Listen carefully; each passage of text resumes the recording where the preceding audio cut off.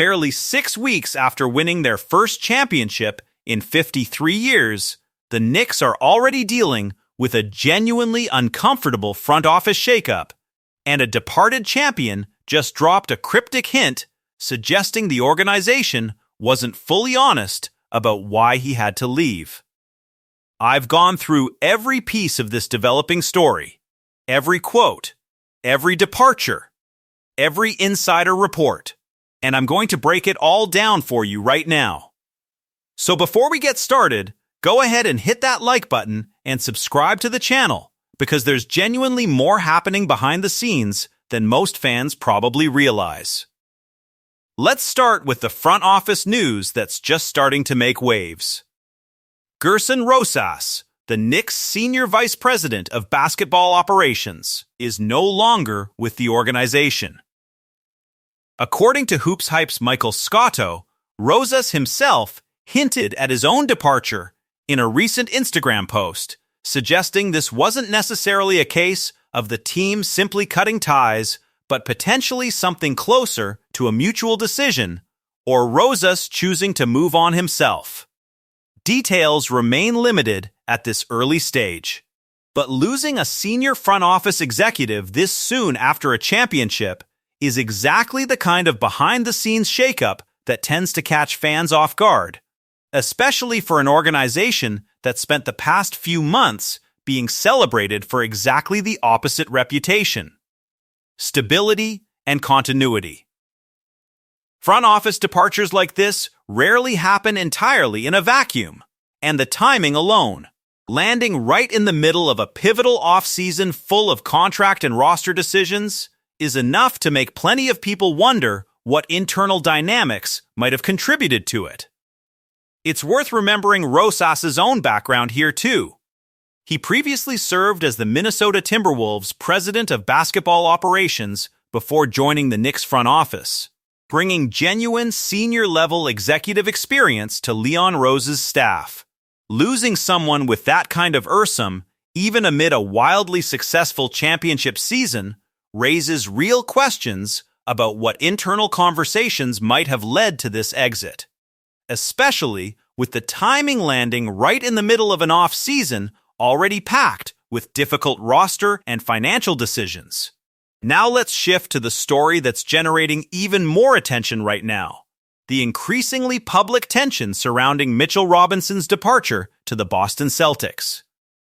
When Robinson signed his 3-year, $47.4 million deal with Boston, plenty of his former teammates reached out with support on social media, including Jalen Brunson, Josh Hart, and OG Anunoby. But it was Robinson's specific response to Anunoby that's since drawn real attention. When Anunoby commented a sad face emoji on Robinson's farewell post, Robinson replied directly, saying he tried, that he didn't want this to happen, and that he hopes the truth comes out at some point. He closed by telling Anunoby he was going to miss him and to keep being great.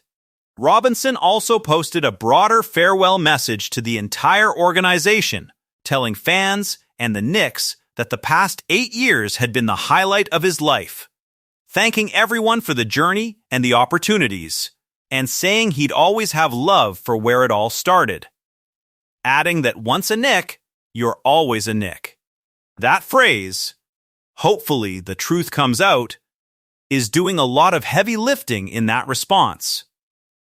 It strongly suggests Robinson genuinely wanted to stay in New York, and that whatever explanation the organization gave publicly for his departure might not tell the complete story.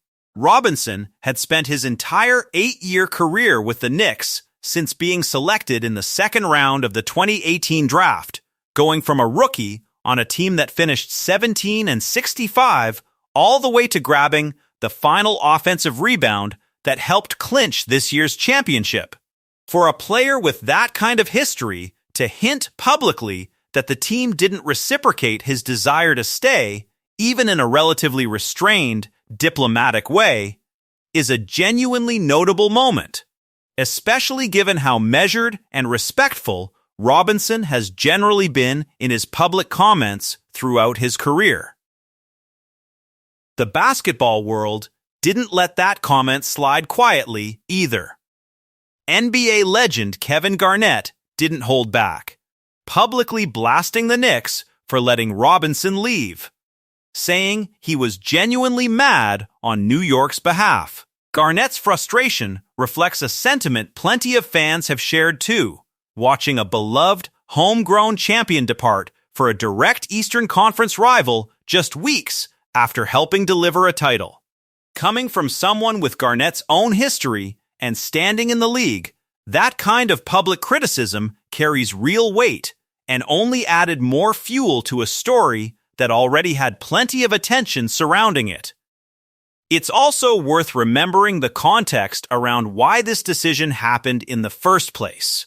Team owner James Dolan had said almost immediately after the championship that he had no interest in approaching the NBA's second apron of payroll, going as far as calling it suicidal for the franchise's long-term flexibility. That declaration alone signaled a roster reconstruction was likely coming, especially with Jalen Brunson also set to make up for the massive pay cut he'd taken to help the team win it all in the first place. Jalen Brunson himself addressed the situation directly during an appearance on the Nightcap live show at Fanatics Fest in New York City. And his response struck a notably more measured, diplomatic tone than Garnett's public criticism. Brunson said there are pros and cons to it, acknowledging that because of the second apron, the Knicks had to lose Mitch, but that he would obviously love to have him back, calling Robinson a big part of what this team had been able to accomplish together. That measured, business-first framing from the team's franchise star stands in real contrast to Garnett's more emotional, public reaction, giving fans two very different lenses through which to process the exact same departure. It's worth remembering just how much Robinson actually contributed during that title run too, playing through a fractured fifth metacarpal bone and still appearing in every single game of the finals, averaging 3.6 points and 5.6 rebounds in just over 13 minutes a night off the bench, including a 10-rebound effort in the closeout Game 5 against San Antonio. There's also a real basketball dimension to this departure that goes beyond just the emotional and financial storylines. Robinson's specific defensive assignment during the championship run was containing Victor Wembanyama, and losing that exact matchup skill set is part of why Karl Anthony Towns has since been asked directly whether the Knicks might need to consider intentionally fouling Robinson strategically whenever New York faces Boston going forward. A genuinely unusual question that speaks to just how highly regarded Robinson's specific defensive impact against elite bigs actually was. Interestingly, not everyone views this loss as purely negative for New York.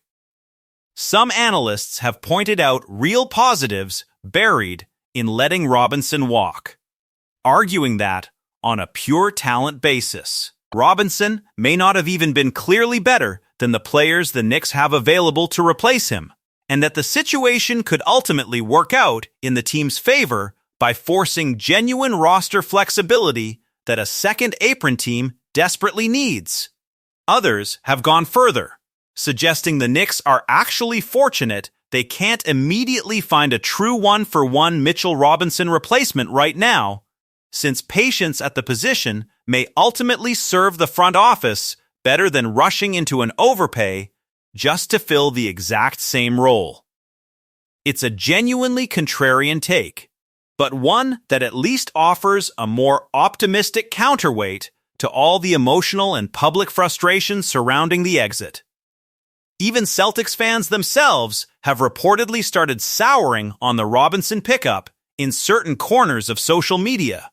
An oddly quick turn for a player who hasn't even suited up for Boston yet, showing just how quickly opinion can shift once a story like this generates this much attention across both fan bases. Step back and look at the complete picture here. And this represents a genuinely uncomfortable stretch for an organization that spent the past several weeks basking in historic championship glow.